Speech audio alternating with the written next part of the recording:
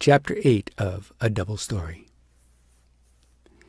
As soon as she was left alone, Agnes set to work tidying and dusting the cottage, made up the fire, watered the bed, and cleaned the inside of the windows. The wise woman herself always kept the outside of them clean.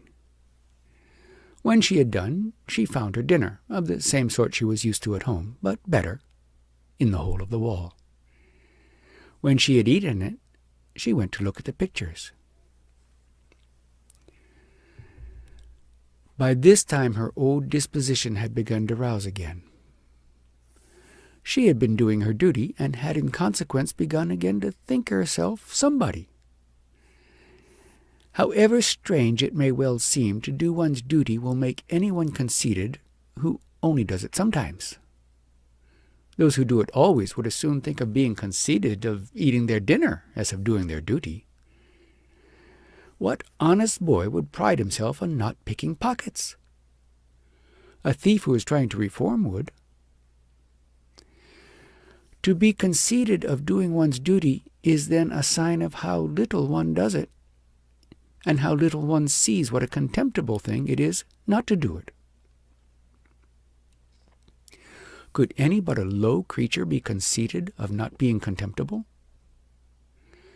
Until our duty becomes to us common as breathing, we are poor creatures.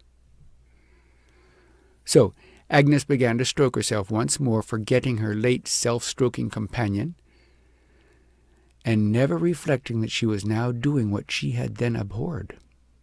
And in this mood she went into the picture gallery.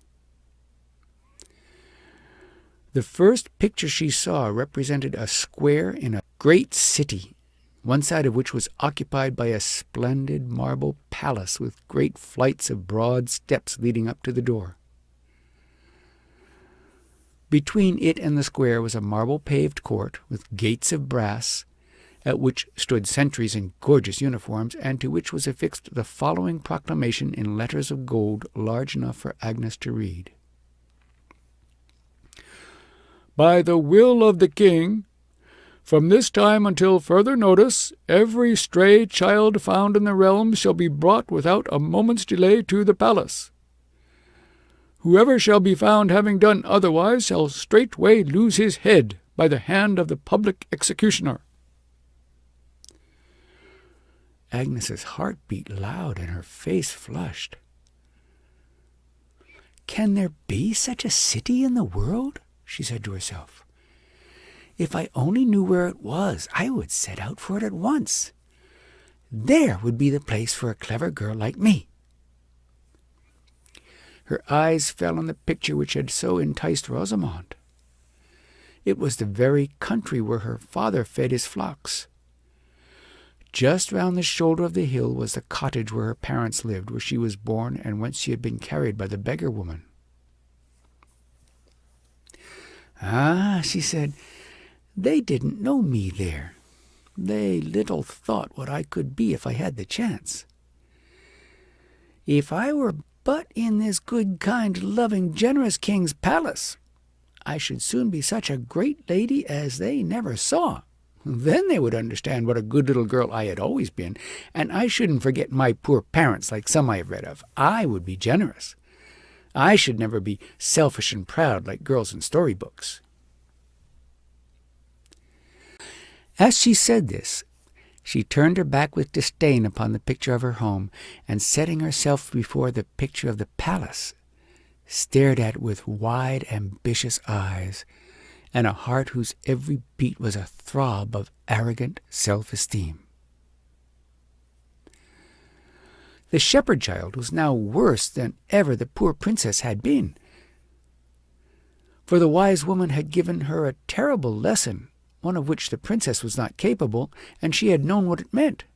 Yet here she was as bad as ever, therefore worse than before. The ugly creature whose presence had made her so miserable had indeed crept out of sight and mind too. But where was she?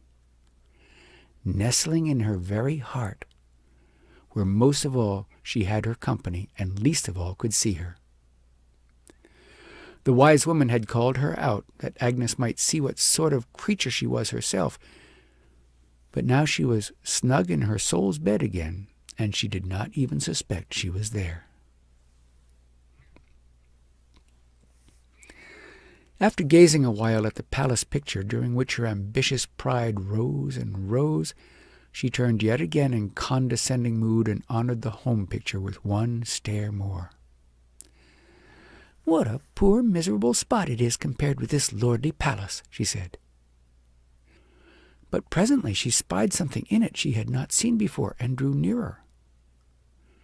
It was the form of a little girl building a bridge of stones over one of the hill brooks. "Ah, there I am myself," she said. "That is just how I used to do." "No," she resumed, "it is not me. That snub-nosed little fright could never be meant for me. It was the frock that made me think so. But it is a picture of the place. I declare I can see the smoke of the cottage rising from behind the hill. What a dull, dirty, insignificant spot it is, and what a life to lead there."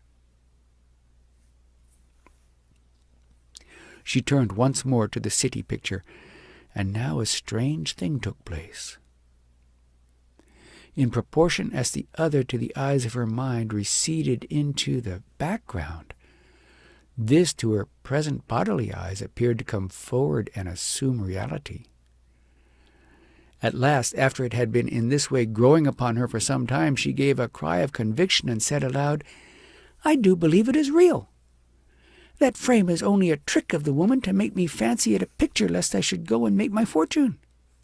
She is a witch, the ugly old creature. It would serve her right to tell the king and have her punished for not taking me to the palace.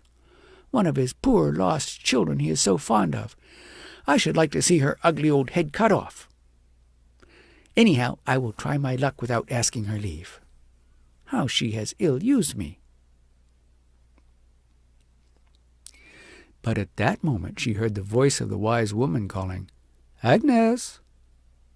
And smoothing her face, she tried to look as good as she could, and walked back into the cottage. There stood the wise woman, looking all round the place and examining her work. She fixed her eyes upon Agnes in a way that confused her and made her cast hers down, for she felt as if she were reading her thoughts. The wise woman, however, asked no questions, but began to talk about her work, approving of some of it, which filled her with arrogance, and showing how some of it might have been done better, which filled her with resentment. But the wise woman seemed to take no care of what she might be thinking, and went straight on with her lesson. By the time it was over, the power of reading thoughts would not have been necessary to a knowledge of what was in the mind of Agnes, for it had all come to the surface, that is, up into her face, which is the surface of the mind.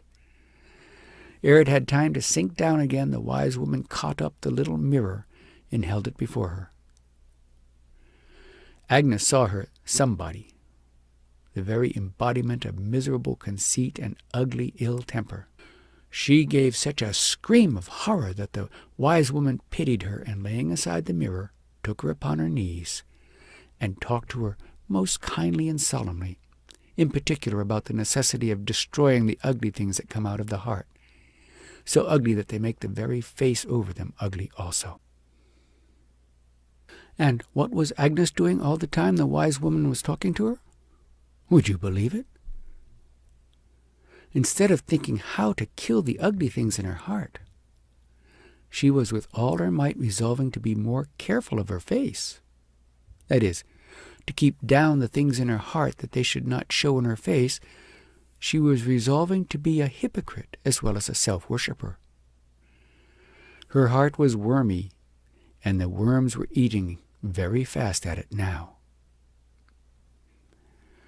Then the wise woman laid her gently down upon the heather bed, and she fell fast asleep and had an awful dream about her somebody. When she woke in the morning, instead of getting up to do the work of the house, she lay thinking, to evil purpose. In place of taking her dream as a warning and thinking over what the wise woman had said the night before, she communed with herself in this fashion.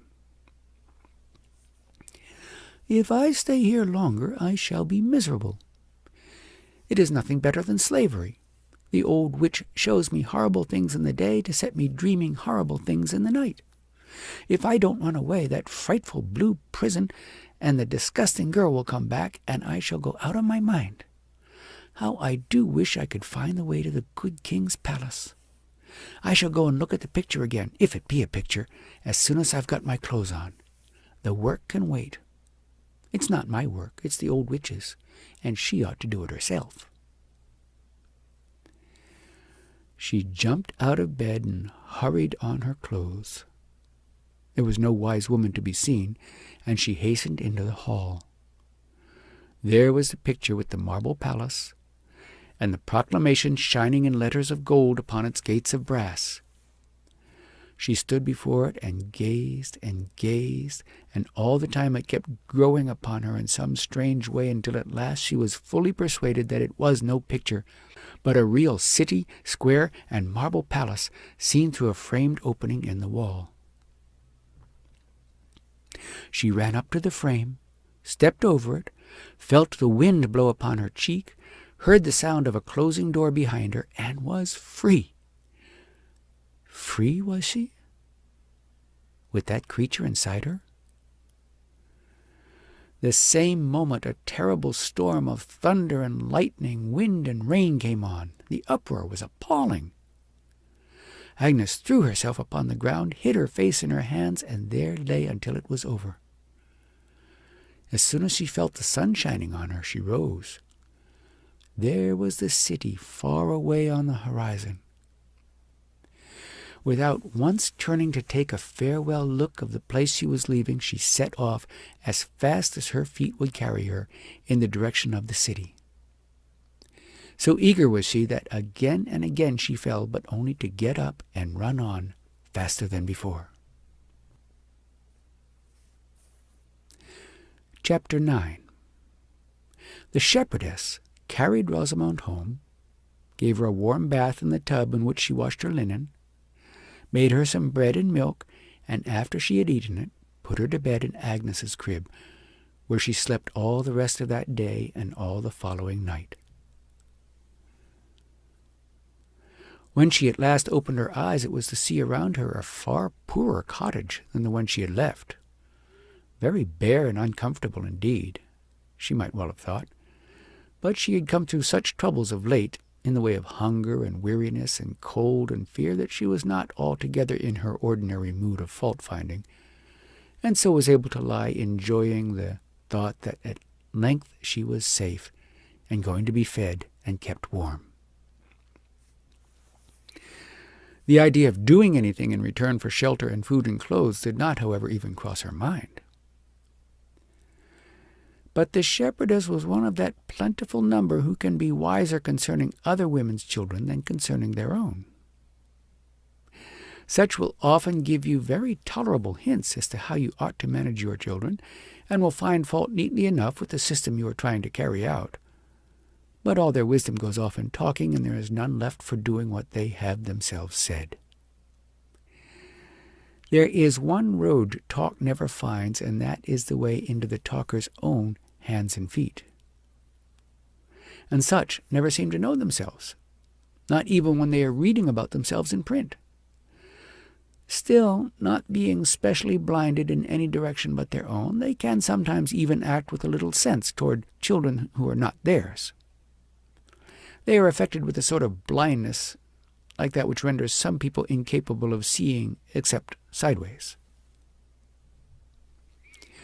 She came up to the bed, looked at the princess, and saw that she was better. But she did not like her much. There was no mark of a princess about her, and never had been since she began to run alone. True, hunger had brought down her fat cheeks, but it had not turned down her impudent nose, or driven the sullenness and greed from her mouth. Nothing but the wise woman could do that, and not even she without the aid of the princess herself. So the shepherdess thought what a poor substitute she had got for her own lovely Agnes, who was in fact equally repulsive, only in a way to which she had got used. for the selfishness in her love had blinded her to the thin, pinched nose and the mean, self-satisfied mouth.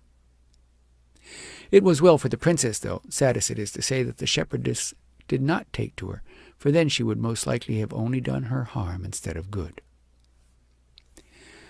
"Now, my girl," she said, "you must get up and do something. We can't keep idle folk here." "I'm not a folk," said Rosamond.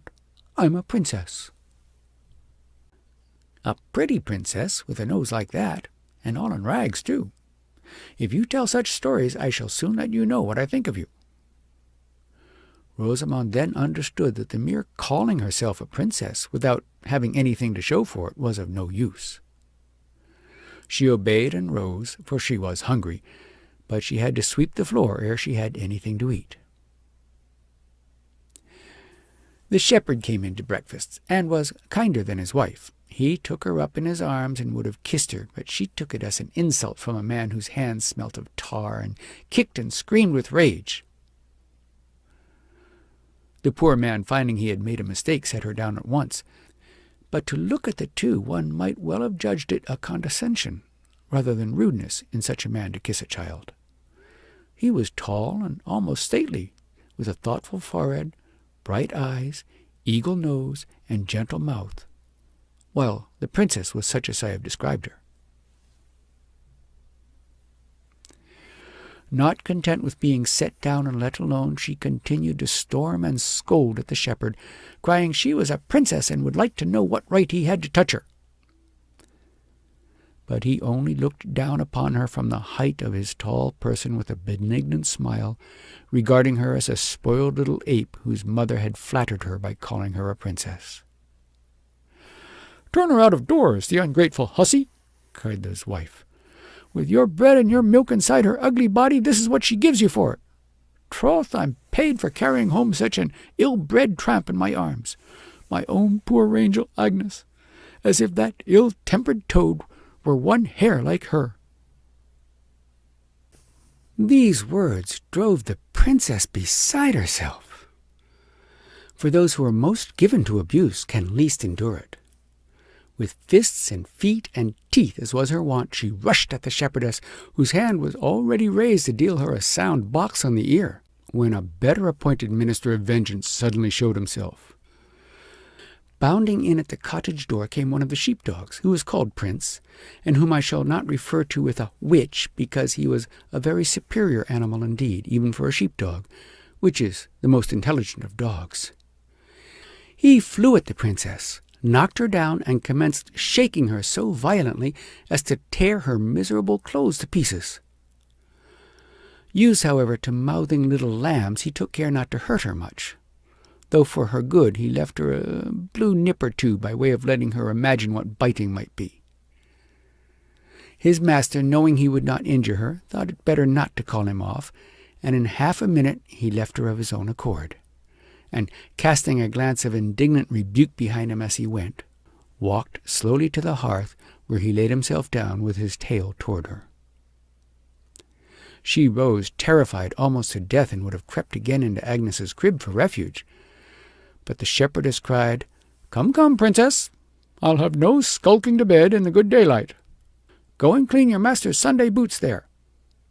"I will not," screamed the princess, and ran from the house. "Prince!" cried the shepherdess, and up jumped the dog and looked in her face, wagging his bushy tail. "Fetch her back," she said, pointing to the door. With 2 or 3 bounds Prince caught the princess, again threw her down, and taking her by her clothes, dragged her back into the cottage and dropped her at his mistress's feet, where she lay like a bundle of rags. "Get up," said the shepherdess. Rosamond got up as pale as death. "Go and clean the boots." "I don't know how." "Go and try. There are the brushes, and yonder is the blacking pot." Instructing her how to black boots, it came into the thought of the shepherdess what a fine thing it would be if she could teach this miserable little wretch, so forsaken and ill-bred, to be a good, well-behaved, respectable child. She was hardly the woman to do it, but everything well meant as a help, and she had the wisdom to beg her husband to place Prince under her orders for a while, and not take him to the hill as usual, that he might help her in getting the princess into order. When the husband was gone, and his boots, with the aid of her own finishing touches, at last quite respectably brushed, the shepherdess told the princess that she might go and play for a while, only she must not go out of sight of the cottage door.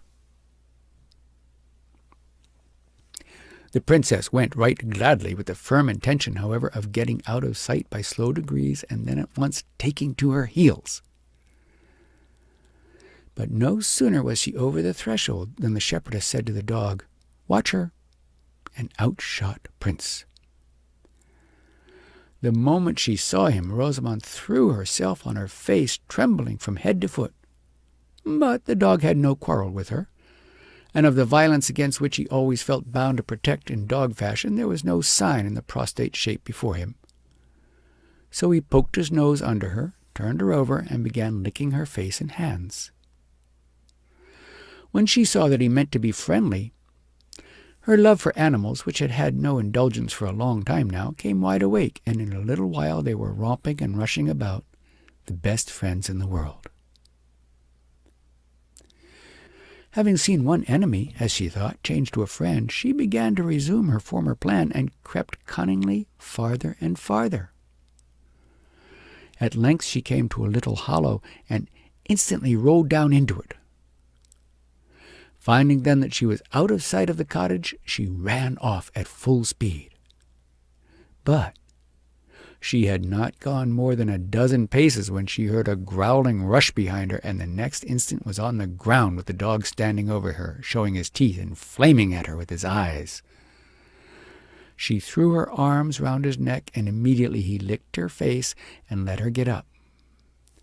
But the moment she would have moved a step farther from the cottage, there he was in front of her, growling and showing his teeth. She saw it was of no use, and went back with him. Thus was the princess provided with a dog for a private tutor, just the right sort for her. Presently the shepherdess appeared at the door and called her. She would have disregarded the summons, but Prince did his best to let her know that until she could obey herself, she must obey him. So she went into the cottage, and there the shepherdess ordered her to peel the potatoes for dinner. She sulked and refused. Here Prince could do nothing to help his mistress, but she had not to go far to find another ally. "Very well, Miss Princess," she said, "we shall soon see how you like to go without when dinner time comes." Now, the princess had very little foresight, and the idea of future hunger would have moved her little. But happily, from her game of romps with Prince, she had begun to be hungry already, and so the threat had force. She took the knife and began to peel the potatoes. By slow degrees, the princess improved a little. A few more outbreaks of passion and a few more savage attacks from Prince, and she had learned to try to restrain herself when she felt the passion coming on, while a few dinnerless afternoons entirely opened her eyes to the necessity of working in order to eat. Prince was her first, and hunger her second dog counselor. But a still better thing was that she soon grew very fond of Prince. Towards the gaining of her affections he had 3 advantages. First, his nature was inferior to hers. Next, he was a beast. And last, she was afraid of him. For so spoiled was she that she could more easily love what was below than what was above her, and a beast than one of her own kind, and indeed could hardly have ever come to love anything much that she had not first learned to fear. And the white teeth and the flaming eyes of the angry prince were more terrible to her than anything had yet been, except those of the wolf, which she had now forgotten. Then again, he was such a delightful playfellow that so long as she neither lost her temper nor went against orders, she might do almost anything she pleased with him. In fact, such was his influence upon her that she, who had scoffed at the wisest woman in the whole world and derided the wishes of her own father and mother, came at length to regard this dog as a superior being and to look up to him as well as love him. And this was best of all. The improvement upon her in the course of a month was plain. She had quite ceased to go into passions, and had actually begun to take a little interest in her work and try to do it well. Still, the change was mostly an outside one. I do not mean that she was pretending. Indeed, she had never been given to pretense of any sort. But the change was not in her, only in her mood. A second change of circumstances would have soon brought a second change of behavior, and so long as that was possible, she continued the same sort of person she had always been.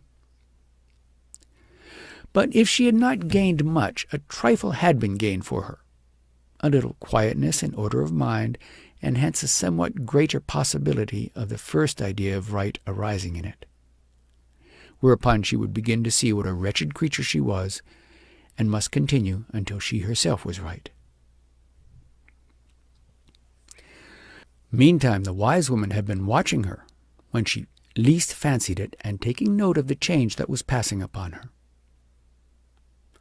Out of the large eyes of a gentle sheep she had been watching her, a sheep that puzzled the shepherd, for every now and again she would appear in his flock, and he would catch sight of her 2 or 3 times in a day, sometimes for days together, yet he never saw her when he looked for her, and never when he counted the flock into the fold at night.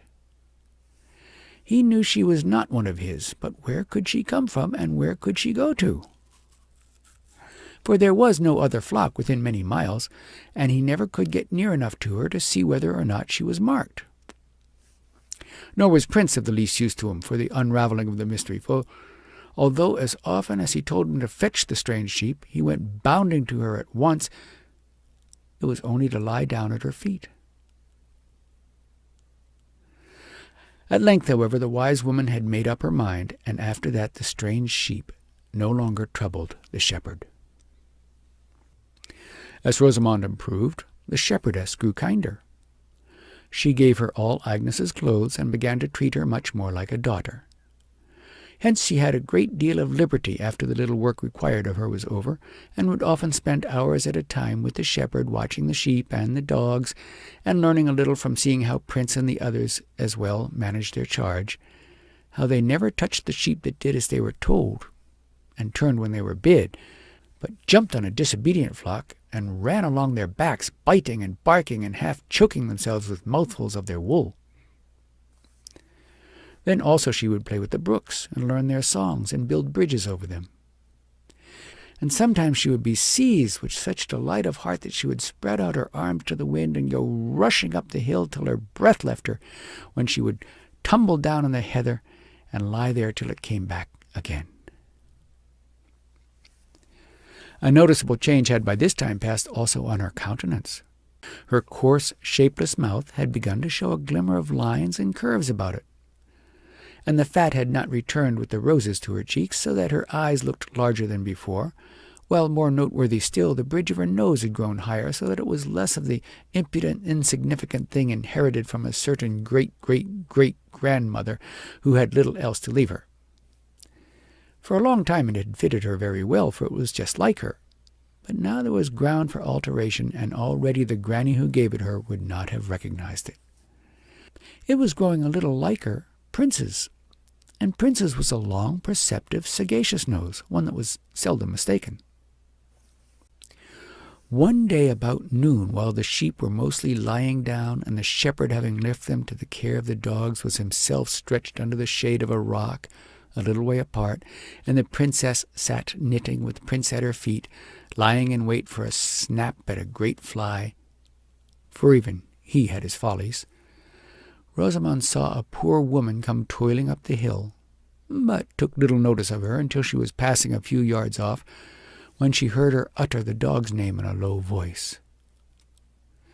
Immediately on the summons, Prince started up and followed her, with hanging head, but gently wagging tail. At first the princess thought he was merely taking observations, and consulting with his nose whether she was respectable or not. But she soon saw that he was following her in meek submission. Then she sprung to her feet and cried, "Prince! Prince!" But Prince only turned his head and gave her an odd look, as if he were trying to smile and could not. Then the princess grew angry and ran after him, shouting, "Prince, come here directly!" Again Prince turned his head, but this time to growl and show his teeth. The princess flew into one of her forgotten rages and, picking up a stone, flung it at the woman. Prince turned and darted at her with fury in his eyes and his white teeth gleaming. At the awful sight the princess turned also and would have fled, but he was upon her in an instant and threw her to the ground, and there she lay. It was evening when she came to herself. A cool twilight wind that somehow seemed to come all the way from the stars was blowing upon her. The poor woman and prince, the shepherd and his sheep were all gone, and she was left alone with the wind upon the heather. She felt sad, weak, and perhaps for the first time in her life a little ashamed. The violence of which she had been guilty had vanished from her spirit, and now lay in her memory with the calm morning behind it, while in front the quiet dusky night was now closing in the loud shame between a double peace. Between the two, her passion looked ugly. It pained her to remember. She felt it was hateful and hers. But alas, Prince was gone. That horrid woman had taken him away. The fury rose again in her heart and raged until it came to her mind how her dear Prince would have flown at her throat if he had seen her in such a passion. The memory calmed her, and she rose and went home. There perhaps she would find Prince, for surely he could never have been such a silly dog as to go away altogether with a strange woman. She opened the door and went in. Dogs were asleep all about the cottage, it seemed to her, but nowhere was Prince. She crept away to her little bed and cried herself asleep. In the morning the shepherd and shepherdess were indeed glad to find she had come home, for they thought she had run away. "Where is Prince?" she cried the moment she waked. "His mistress has taken him," answered the shepherd. "Was that woman his mistress?" "I fancy so. He followed her as if he had known her all his life. I am very sorry to lose him, though." The poor woman had gone close past the rock where the shepherd lay. He saw her coming, and thought of the strange sheep which had been feeding beside him when he lay down. "Who can she be?" he said to himself. But when he noted how Prince followed her without even looking up at him as he passed, he remembered how Prince had come to him, and this was how. As he lay in bed one fierce winter morning, just about to rise, he heard the voice of a woman call to him through the storm. "Shepherd, I have brought you a dog. Be good to him. I will come again and fetch him away." He dressed as quickly as he could and went to the door. It was half snowed up, but on the top of the white mound before it stood Prince. And now he had gone as mysteriously as he had come, and he felt sad. Rosamond was very sorry too, and hence when she saw the looks of the shepherd and the shepherdess she was able to understand them. And she tried for a while to behave better to them because of their sorrow. So the loss of the dog brought them all nearer to each other. And that's the end of chapter 9. I'll see you in chapter 10.